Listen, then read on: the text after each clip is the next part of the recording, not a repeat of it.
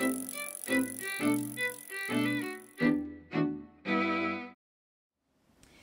I'm going to talk about timing, or more accurately, why leaving a good gap between meals is a great strategy for fat loss.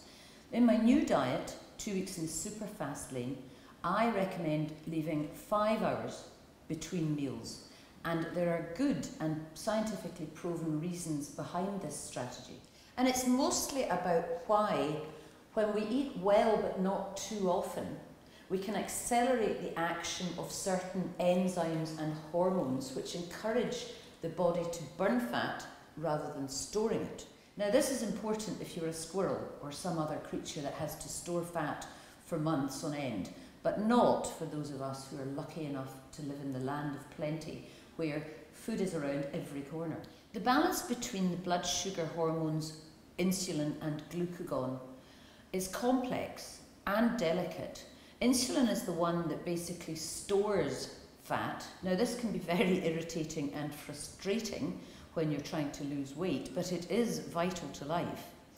Glucagon, on the other hand, is the one that prompts the release of sugars from our muscles, our liver, and our fat cells when we're running a bit low. So glucagon really is the fat buster.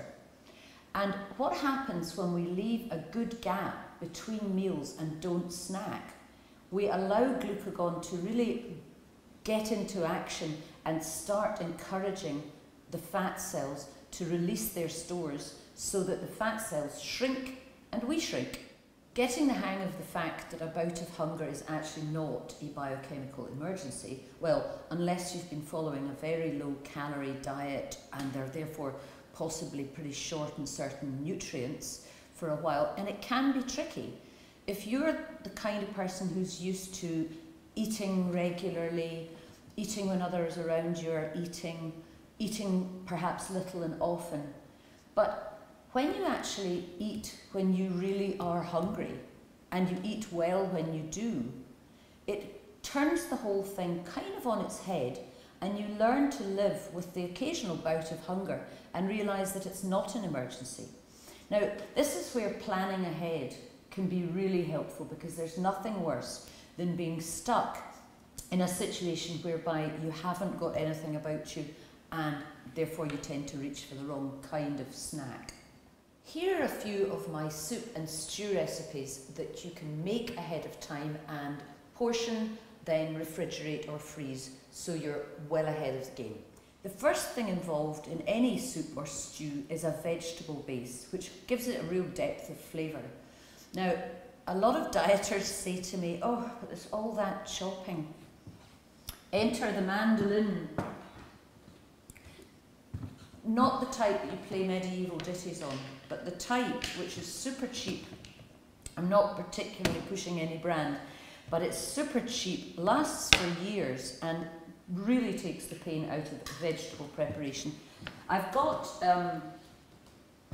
generally speaking, soups and stews involve onions, sometimes leeks, sometimes carrots, sometimes peppers. I've got a couple of an onion and carrot here, so I'm just going to show you just how quick it is. You stick that thing on and then you just go.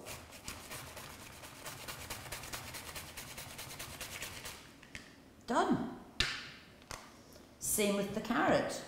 Now, what I do is when I'm slicing up vegetables for soup or stew bases, I always make extras and either bag them raw, ready to saute, or I saute them so that they're ready. And then most of my soups and stews, and I do include soups and stews in practically every diet, but here's some, in fact, that I sauteed last night. Now, that's just a mixture of vegetables that are often involved in a soup or a stew base. So sometimes I just saute them either together or separately, bag them, and then I'm good to go. Here's my parsley soup, gloriously green, absolutely delicious. And because it's also got chicken nuggets in it, nice piece of protein, that means that blood sugar will be kept balanced for quite some considerable time, and when married with a plate of mixed vegetables or a mixed salad, makes a very filling meal.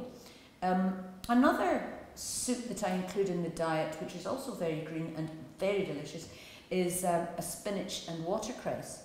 And there are oats involved in that soup, which again makes it more filling and also keeps the blood sugar balanced for much longer. When it comes to casseroles, a little more time may be required, but again, when you plan ahead, you will be ahead.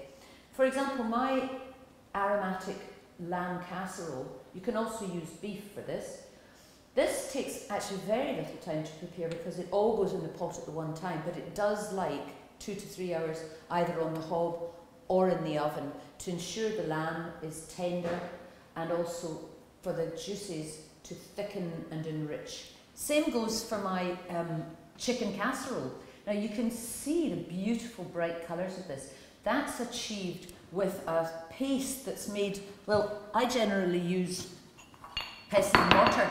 And it's a mix of chilies, ginger, onions, coriander, turmeric, all sorts of interesting, delicious spices. And that just gets sautéed very quickly in a pan after it's been all pounded to a paste.